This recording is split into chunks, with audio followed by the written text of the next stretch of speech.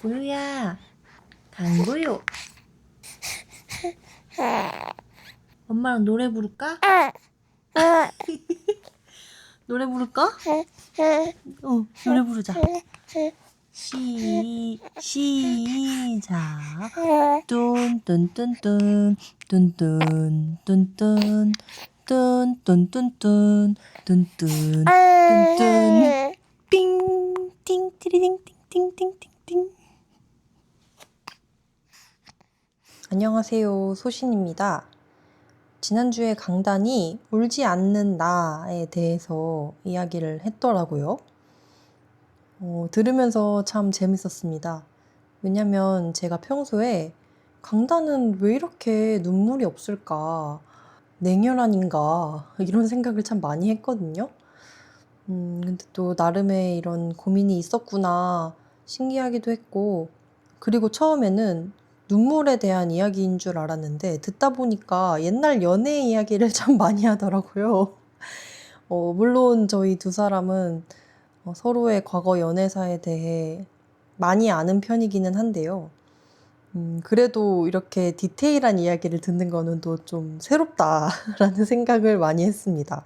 지난 에피소드 말미에 강단이 또 질문을 하나 남겨줬어요. 소신은 언제 울고 싶은가? 언제 눈물을 흘리는가? 강단이 눈물이 없는 사람이라면 저는 또 눈물이 참 많은 사람입니다. 참 신기해요. 왜냐면 MBTI 검사를 해보면 오히려 제가 T고 강단이 F거든요? 근데 실제로 일상에서 눈물은 제가 훨씬 많이 흘려요. 저는 화가 나도 울고, 슬퍼도 울고, 짜증나도 울고, 행복해도 우는데요. 내가 왜 이렇게 많이 울까 고민을 해봤을 때 저는 제 자신이 감당하기 어려운 감정이 느껴질 때, 그럴 때 눈물을 흘리는 것 같아요. 특히 20대 초반, 중반까지 좀 감정적으로, 정신적으로 미성숙했을 때에는 남자친구랑 싸우다가 내가 스스로 이해할 수 없는 어떤 감정이 북받쳐 오르면 눈물이 먼저 나는 거예요. 싸우다 보면 마냥 화가 나는 것도 아니고 마냥 속상한 것도 아니고 한마디로 설명하기 어려운 아주 복합적인 감정이 몰려올 때가 있잖아요. 그러면 저는 그걸 주체하기가 어려워서 눈물로 그걸 표현하게 되더라고요. 뭔가 울기 싫은데 눈물이 난다고 해야 되나? 나는 지금 하고 싶은 말을 다 하고 싶은데 눈물이 먼저 왈칵 나버리니까 그게 좀 억울하기도 했어요.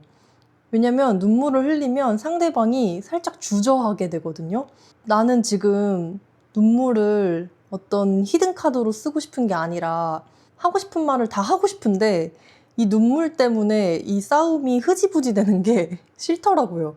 그래서 막 상대방한테 내 눈물 무시하고 그냥 너도 하고 싶은 말 다 해! 막 이러면서 악을 쓰며 싸웠던 적도 몇 번 있습니다. 그 정도로 좀 뭐랄까 설명할 수 없는 감정이 들 때 눈물로 가장 먼저 반응을 하는 편인 것 같습니다. 그래서 강단의 이야기를 듣다가 내가 언제 눈물을 많이 흘렸나 이런 걸 또 돌아보게 됐고, 그러다가 떠올랐던 게 저를 오열하게 만들었던 영화들이었어요. 제가 처음으로 영화를 보다가 주체할 수 없이 눈물을 흘렸던 적이 있는데요. 그게 마담 프루스트의 비밀 정원이라는 영화였어요. 제 기억에는 이 영화를 본 게 제가 대학생 2학년 때였던 것 같고요. 제가 당시에는 서울 관악구에 살고 있었는데 사당역에 있는 독립영화관에 정말 자주 갔었습니다. 그때는 막 영화를 미리 알아보고 보고 싶은 것만 예매하거나 그랬던 게 아니고 그냥 시간이 맞으면 상영 중인 영화 아무거나 막 봤었어요. 그렇게 우연히 보게 된 영화가 마담 프루스트의 비밀 정원이었는데요. 프랑스 영화고 프랑스에서도 좀 상업 영화가 아니라 예술 영화로 분류가 되는 것 같아요. 주인공인 남자가 피아니스트인데 어렸을 적에 부모님을 잃고 지금은 이모들이랑 살아가고 있어요. 이모들은 어떻게든 자기 조카를 피아니스트로 성공시키고 싶어 하고, 그래서 계속 막 대회에도 내보내고 이러는데, 주인공은 딱히 그런 의지가 있어 보이진 않아요. 그냥 이모가 운영하는 춤 교습소에서 그 반주를 치는 그런 일을 하고요. 그런데 독특한 점은 말을 하지 않습니다. 그러니까 실어증에 걸린 거죠. 근데 그 이유가 어떤 어렸을 적에 있었던 트라우마 때문인 것 같아요. 주인공은 자기가 어렸을 때 부모님한테 학대를 당했다 이렇게 기억을 하고 있고, 부모님이 정확하게 어떻게 돌아가셨는지도 잘 기억을 하지 못하는데요. 우연히 같은 건물에 사는 한 여자가 집 안에서 비밀 정원을 가꾸고 있다는 사실을 알게 되고, 그 비밀 정원에 가서 홍차와 마들렌을 대접받게 돼요. 근데 그 홍차와 마들렌을 먹으면 꿈에 빠지면서 꿈속에서 옛날에 잊고 있었던 장면들을 하나씩 보게 됩니다.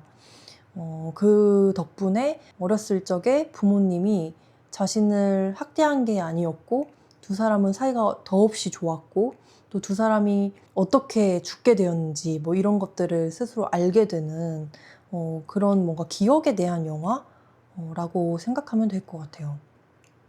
근데 그 꿈속 장면들이 다 뮤지컬처럼 연출이 돼요. 노래가 나오고 딱 춤을 추고 노래를 부르면서 있었던 일들을 알게 되는데, 제가 오열했던 장면이 딱 있어요. 근데 그 장면이 뭐냐면, 처음으로 주인공이 홍차와 마들렌을 먹고 환각에 빠졌을 때 요람에 누워있는 아기의 시선에서 엄마가 아들인 주인공에게 불러주는 노래가 나오거든요. 왜인지 모르겠는데 그 장면을 보는 순간 너무 눈물이 나는 거예요. 진짜 주체할 수 없을 만큼. 근데 한 번 그렇게 감정이 북받쳐 오르고 나니까 그 영화가 끝났을 때 마지막 장면을 보고도 눈물이 많이 났고, 엔딩 크레딧이 올라갈 때까지 그 눈물을 멈추질 못해서 좌석에서 일어나지 못한 적이 있어요. 제가 어렸을 때부터 영화를 참 좋아했는데, 영화관에 가는 것 자체를 참 좋아했어요. 영화관에 들어가면 영화가 시작된 순간부터 끝날 때까지는 다른 어떤 것도 할 수 없잖아요. 중간에 핸드폰을 볼 수도 없고, 누군가와 대화를 할 수도 없고, 그냥 남이 나에게 보여주는 어떤 세계에 집중해야 하는 것, 거기에 빠져들어야만 하는 그런 약간 강제성이라고 해야 될까요? 저는 그게 참 좋았어요. 이 정신없는 세상에 해야 할 것이 쌓여있는 현실에서 도피해가지고 다른 어딘가로 쑥 들어갔다가 나오는 그런 시간을 참 좋아했는데요. 이 마담 프루스트의 비밀정원이라는 영화를 봤던 그날 제가 느꼈던 그 경험이 제가 영화관을 좋아하는 이유를 정확하게 보여주는 것 같아요. 만약 제가 이 영화를 그냥 넷플릭스나 다른 OTT로 집에서 봤다면 그렇게까지 눈물을 흘렸을까 싶기는 하거든요. 제가 지금 또 고요를 키우고 있잖아요. 고요를 키우면서 내내 하는 생각이, 나는 지금 이 순간을 평생 보물처럼 간직하고 기억하겠지만 고요는 하나도 기억을 못하겠지? 그런 아쉬움을 늘 느끼거든요. 아기는 자기만의 새로운 기억들을 점점 만들어가고, 부모는 아기와 함께했던 그 옛날을 어쩔 수 없이 그리워하면서 살아가게 되는 이 뭐랄까 이 시스템은 대체 왜 이렇게 만들어진 걸까, 그런 생각을 참 자주 하는데요. 그만큼 제가 지금 고요와 함께하는, 아기 고요와 함께하는 이 순간을 소중하게 여긴다는 거겠죠. 부모님에게 그렇게 사랑을 받았던 기억이, 아기 은비의 기억이 제 심연 속에 남아있었던 건 아닐까요? 제가 그 영화의 그 장면을 보면서 오열을 했던 이유를 생각해 보자면 그런 게 아니었을까 생각이 들긴 합니다. 또 떠오르는 다른 영화는요, Children of Men이라는 작품입니다. 사실 마담 프루스트의 비밀정원도 그렇고 Children of Men도 그렇고 너무 유명한 작품인데요. 특히 칠드런 오브 맨은 알폰소 쿠아론 감독의 작품인데 제가 알폰소 쿠아론 감독의 작품 중에 처음으로 본 영화예요. 그리고 이 영화가 2006년 영화라서 처음 개봉했을 때는 제가 중학생이던가? 뭐 그랬을 거예요. 그래서 영화관에 가가지고 제가 볼 만한 그런 작품은 아니었는데요. 제가 대학생일 때 이 영화가 재개봉을 해가지고 또 극장에서 볼 수 있었습니다. 이 영화도 간단하게 설명을 드리자면 그게 배경이 2027년이에요. 내년이죠. 이제 다가오는 내년인데 영화 설정상 2027년에는 완전히 아포칼립스가 돼가지고 세상에 모든 사람들이 불임이 됩니다. 아기를 가지지도 낳지도 못하게 된 거죠. 그래서 점점 인구는 줄어가고 경제 뭐 이런 게 다 무너지니까 제대로 돌아가는 것이 하나도 없게 됩니다. 근데 그런 상황에 어떤 여자가 아기를 낳게 되고 그 아기와 그 여자를 지키기 위해 주인공이 고군분투하는 내용이다.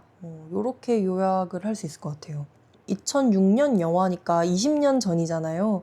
20년 전에는 지금 이 시기가 그렇게 대재앙의 시기가 될 것이다 라고 생각했다는 게 참 재밌는데요. 제가 이 영화를 보면서 오열했던 장면은 아주 유명한 롱테이크 씬이에요. 유튜브에 Children of Men 롱테이크 이렇게 영어로 치면 그 장면들이 다 나오거든요. 근데 그 영상 클립들의 제목이 이런 식이에요. 역사의 길이 남을 롱테이크 씬이다. 롱테이크라고 하면 촬영을 중간에 컷으로 나누지 않고 처음부터 끝까지 쭉 이어서 하는 그런 기법인데요. 이 영화에서 그 롱테이크 장면이 한 5분 정도 되는데 처음 4분 정도는 난장판이 된 세계 속에서 총알이 난무하고 누가 누구에게 총을 쏘는지도 모르게 사람들이 죽어가는, 심지어 군인이나 난을 일으킨 이민자들 뿐만 아니라 그냥 민간인들도 무자비하게 학살하는 그런 아수라장을 보여줘요. 그 아수라장 속에서 주인공인 남자가 그 아기와 아기를 낳은 여자를 찾아다닙니다. 그러다가 한 4분 정도 됐을 때 주인공이 아기 울음소리를 듣고 여자를 발견해요. 그리고 그 여자를 보호하면서 길거리로 다시 나가려고 합니다. 근데 그때부터 이제 아기가 계속 우는 거예요. 악을 쓰고 우는 거예요. 어떻게 안 울겠어요. 막 폭탄이 터지고 총이 날아다니고 막 그러는데. 근데 사람들이 피 흘리고 서로에게 총을 겨누고 사람이 맞든 안 맞든 그냥 폭탄을 막 쏴버리는 그런 무자비한 환경 속에서도 아기 울음소리를 들은 사람들은 모두 발걸음을 멈추고 총을 내립니다. 그 엄청난 혼란스러움이 아기의 울음소리를 중심으로 갑자기 싹 조용해지면서 아기와 엄마 그리고 주인공이 지나갈 때마다 사람들이 발길을 멈추고 아기를 한 번씩 이렇게 만져요. 성호를 긋기도 하고 축복을 빌어주기도 하고 눈물을 흘리기도 하고요. 만약에 예수가 정말 있었다면 그 예수가 이렇게 군중 속을 지나갈 때 이런 분위기였을까? 이런 생각을 했었습니다. 물론 저는 종교는 없지만 그만큼 그 장면이 성스럽게 느껴졌어요.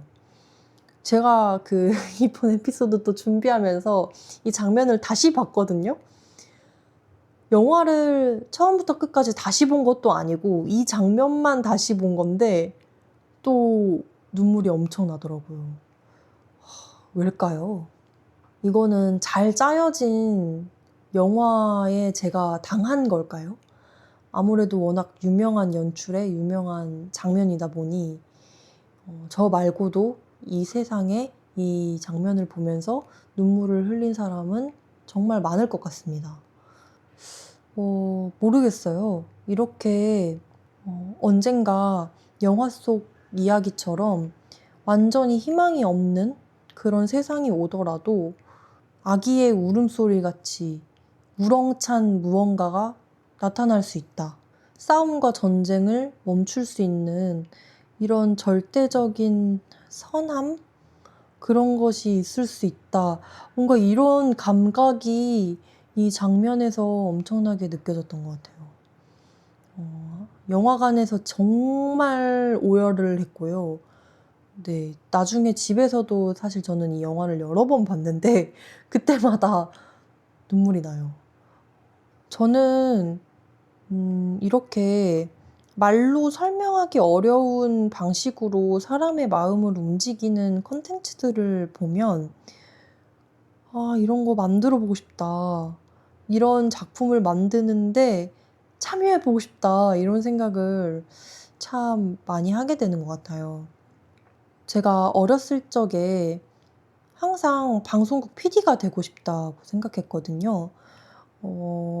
제가 유난히 드라마를 보는 걸 참 좋아했어요. 그래서 드라마 PD 돼보고 싶다.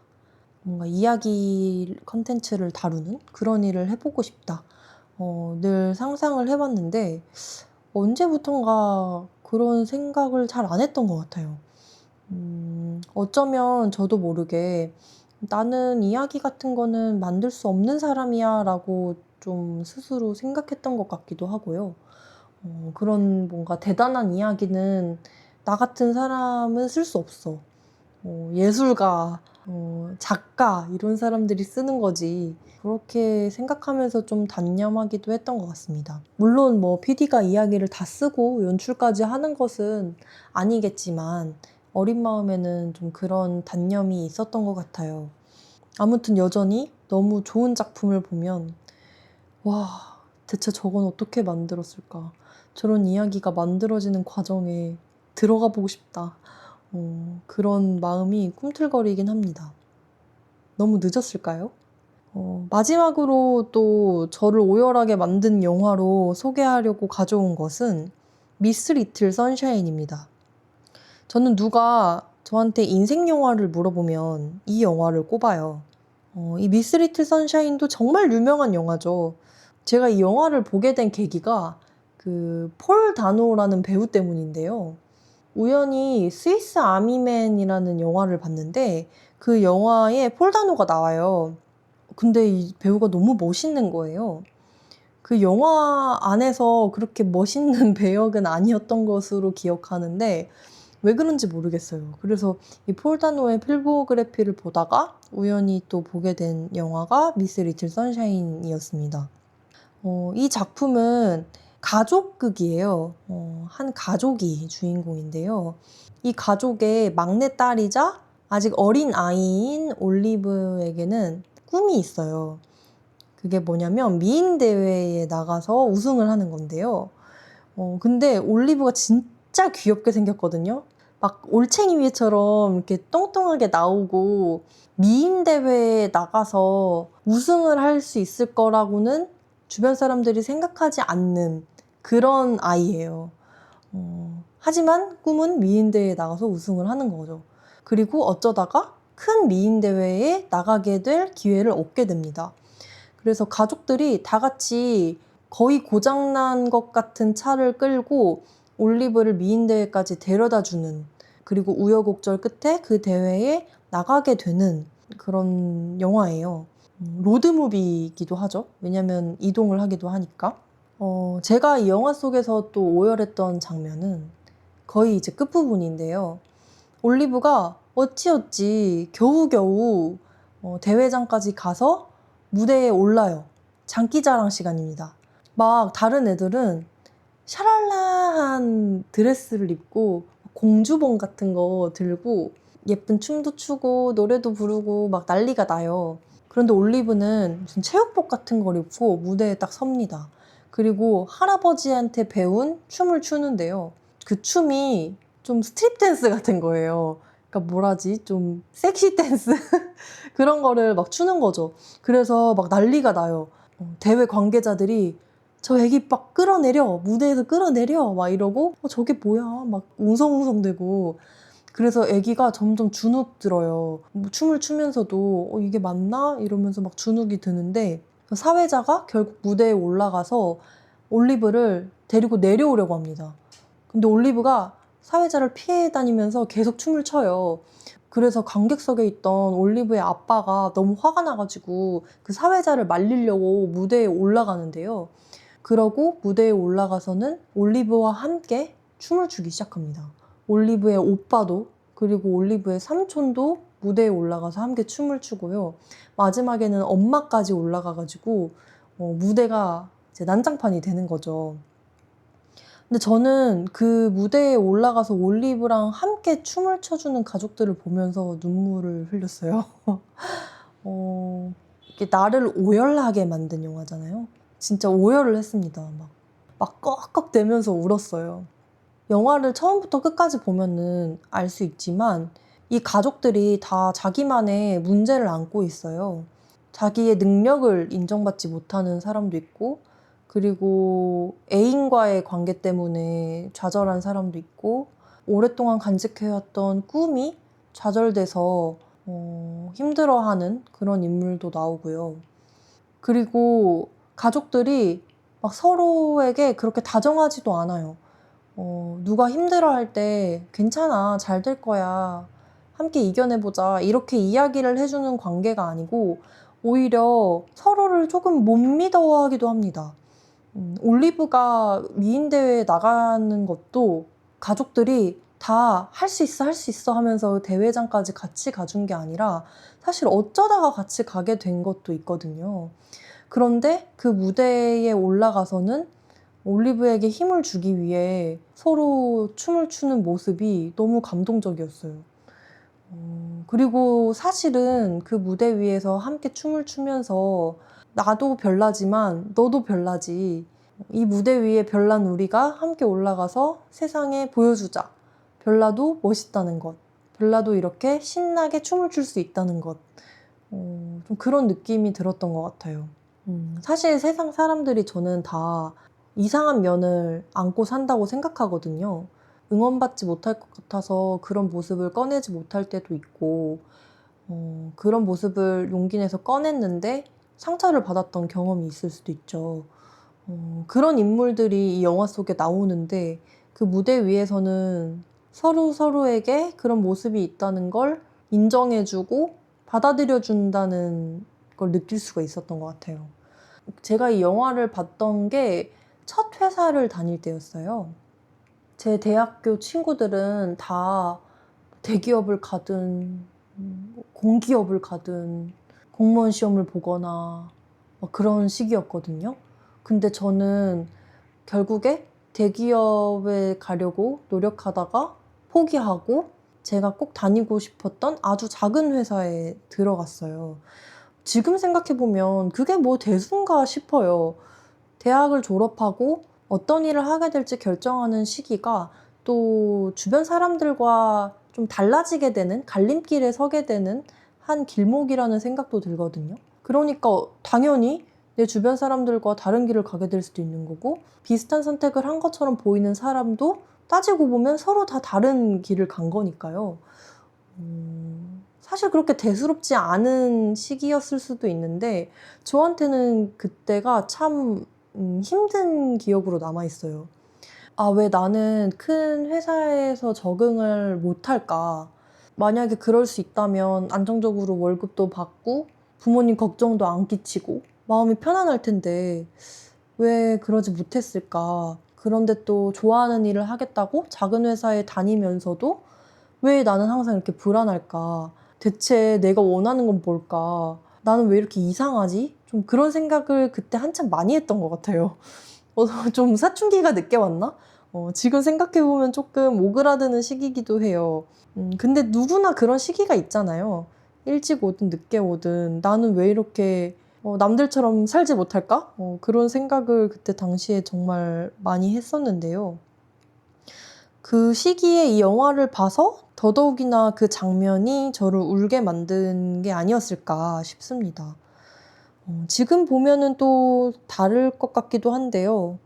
사실 최근에도 봤는데 눈물이 났고 오늘도 이 에피소드 준비하면서 그 장면을 다시 봤어요. 그 춤추는 장면을. 네, 울었습니다. 이야기하다 보니까 이 영화를 다시 처음부터 끝까지 또 보고 싶다는 생각이 드네요. 제가 좋아하는 배우들이 정말 많이 나와요. 스티브 카렐도 나오고. 오늘은 제가 나를 오열하게 만든 영화들 3편 소개했습니다. 마담 프루스트의 비밀정원, 칠드런 오브 맨, 미스 리틀 선샤인. 강소파 친구분들은 또 어떤 영화를 보면서 눈물을 흘렸었는지 궁금해져요. 제가 최근에 그 비주류 초대석 허간민 3분이 진행하는 그 에피소드들을 챙겨봤어요.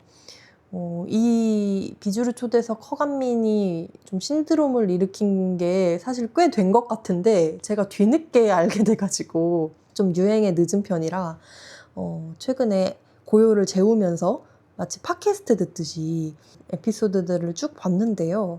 제가 근 몇 년간 창작을 해야 된다. 창작을 많이 해야 된다. 나는 창작자로 성장하고 싶다. 이런 욕구가 너무 강했어서 그랬는지 모르겠지만 좋은 컨텐츠를 보고 음미하는 시간을 좀 소홀하게 생각했던 것 같아요. 그런 시간이 좀 아깝다고 생각했던 것 같아요. 뭘 볼 시간에 뭘 만들어야지. 좀 이런 거에 사로잡혀 있었던 것 같기도 해요. 그런데 그 비주류 초대석을 보면서 호스트들이 좋은 컨텐츠 이야기하는 걸 막 보니까 설레더라고요. 옛날에 영화를 많이 보고 드라마 다 챙겨보고 그랬던 시기에 제가 가지고 있었던 어떤 감수성들이 떠오르기도 했고, 아, 나도 다시 좀 좋은 영화들을 챙겨보면서 살고 싶다. 무언가를 꾸준히 만들면서 사는 삶도 좋지만 이 세상에 넘치고 넘치는 이 좋은 컨텐츠들을 잘 챙겨보는 것만으로도 시간이 부족할 수 있겠구나. 이런 생각을 오랜만에 다시 하게 됐어요. 그래서 강소파 친구분들도 여러분을 오열하게 만든 영화를 저에게 추천해 주시면 제가 꼭 챙겨보도록 하겠습니다.